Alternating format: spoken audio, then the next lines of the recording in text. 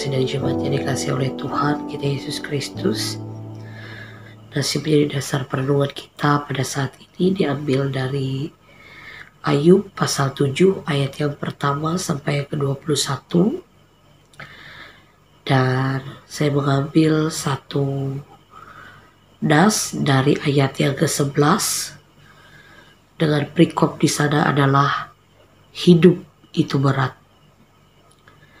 Ayat yang ke-11, oleh sebab itu aku pun tidak akan menahan mulutmu. Oleh sebab itu aku pun tidak akan menahan mulutku. Aku akan berbicara dalam kesesakan jiwaku, mengeluh dalam kepedihan hatiku. Dan saya memberikan tema untuk khotbah pada saat ini adalah mengeluh dengan jujur. Ibu Bapak sedang jemaat yang dikasih oleh Tuhan kita Yesus Kristus. Ada seseorang bercerita ketika ia kecil, ia dididik untuk selalu mengucap syukur atas semua hal yang terjadi dalam hidupnya. Ya, ketika ia berdoa, ia diajari untuk fokus berterima kasih pada kebaikan-kebaikan Allah. Dan cenderung untuk tidak menyebutkan hal-hal buruk yang terjadi dalam kehidupannya. Adalah sesuatu yang pantang bagi dia ketika ia mengeluh dalam doanya. Dan ketika ia semakin dewasa, ia menyadari bahwa hal-hal buruk sama pentingnya dengan hal-hal baik yang terjadi dalam kehidupannya. Dan Ibu Bapak yang dikasih oleh Tuhan,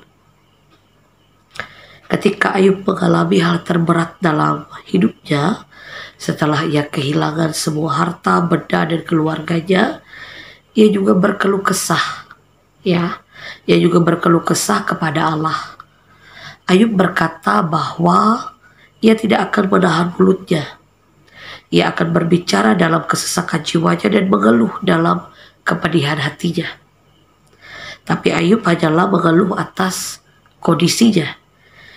Ia menyesalkan keadaannya saat itu, namun tidak mengutuki Allah seperti yang diprediksi oleh iblis itu sendiri.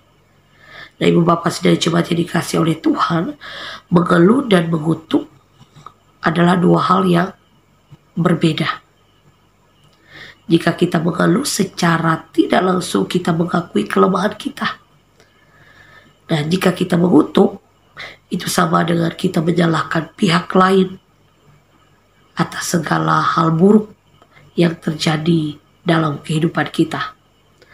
Ayub memilih untuk mengeluh pada kehidupannya atau pada Allah dalam kesendirian dan keterasingannya.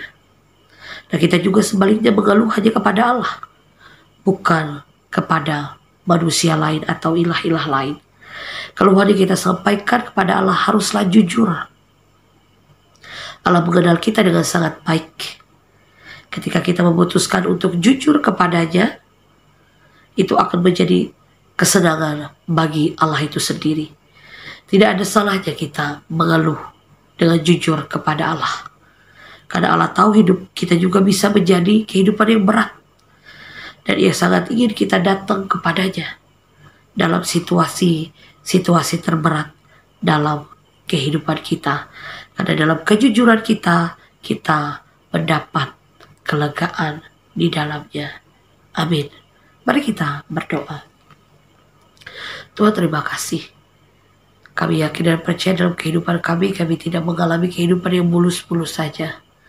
Ada tantangan, rintangan, bahkan hari-hari terberat dalam kehidupan kami. Oleh sebab itu, ajarkan kami untuk mengeluh dengan jujur dan bawa diri kami untuk menyaksikan kepada Allah bahwa hari-hari terberat kami memang ada. Dan kami percaya Allah akan menolong kami, memberkati kami, memampukan kami melewati hal-hal terberat dalam hidup dan kehidupan kami. Asalkan kami mengeluh kepada Allah dengan jujur, dengan taat. Terima kasih Tuhan. Di dalam anak Yesus Kristus kami berdoa. Amin.